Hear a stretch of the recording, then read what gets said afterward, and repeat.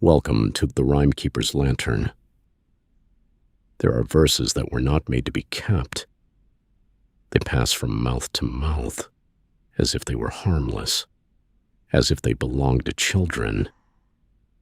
But some of them were never meant to be remembered whole. There is one, a small one. It speaks of a world made sweet, of pie, bread, and cheese, and of a question that follows behind it like a shadow. In certain places they still say it, but only in daylight.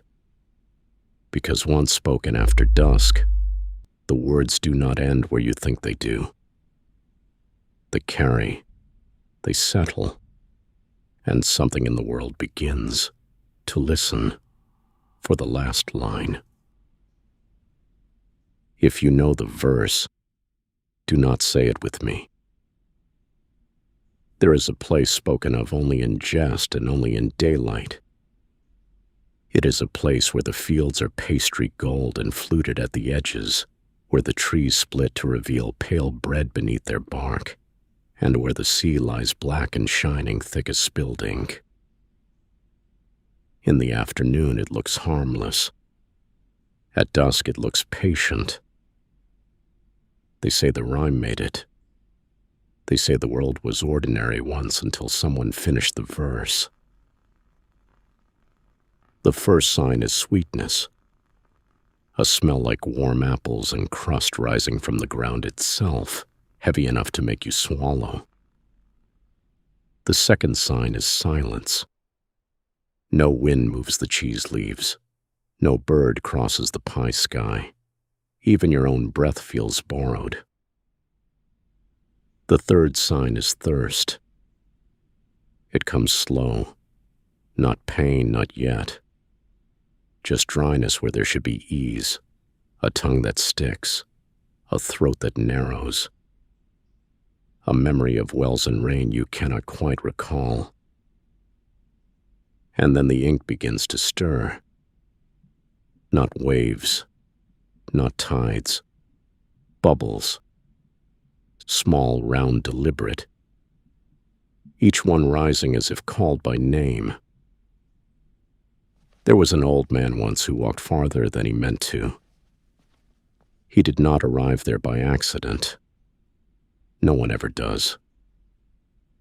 He had always liked riddles, liked turning the world over in his mind, liked questions that made other people uneasy. He found the shore at twilight and sat beneath one of the bread and cheese trees, resting his back against the warm-risen trunk. If all the world were apple pie, he said softly, as though testing a lock. The crusted hills shimmered, and all the sea were ink.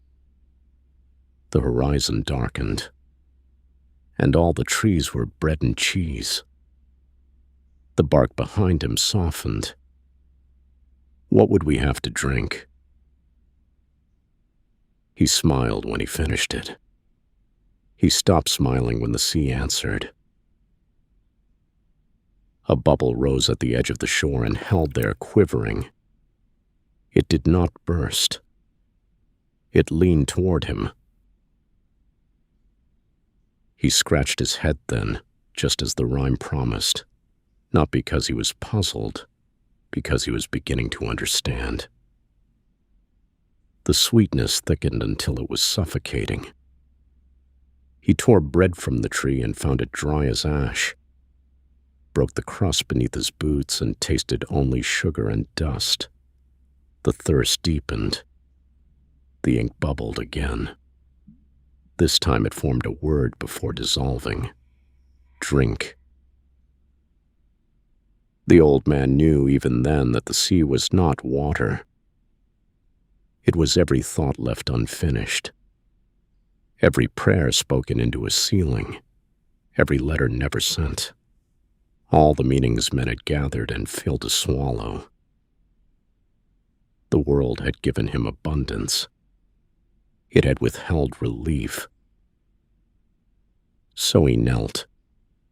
He dipped his cup. The ink climbed willingly. he drank. And for a moment, only a moment, his throat cooled. Then the dryness returned, not in his mouth, but in his chest. His skin began to pale, not with fear, but with thinness. Paper thin. The veins beneath his hands darkened like careful lines drawn with a steady pen. He tried to stand, but the crust held him as gently as a chair. The sea stilled. Across its surface, new bubbles formed, not empty now, but shaped, each one holding the faint suggestion of a face, listening, waiting. The old man scratched at his scalp again, harder this time. What came away beneath his nails was not skin. It was pulp. By morning, the shore was quiet again. The tree stood as before. The pies drifted as before. Only one thing had changed. There was a fresh line written along the crust at the water's edge, dark and careful. It's enough to make an old man. The sentence did not finish. It did not need to. The sea would complete it the next time someone asked. They still recite the rhyme in daylight. They still laugh at the cleverness of it. But in that place, and in certain villages where people lower their voices when a child begins, they do not sing it to the end after sunset. They do not speak the question near water.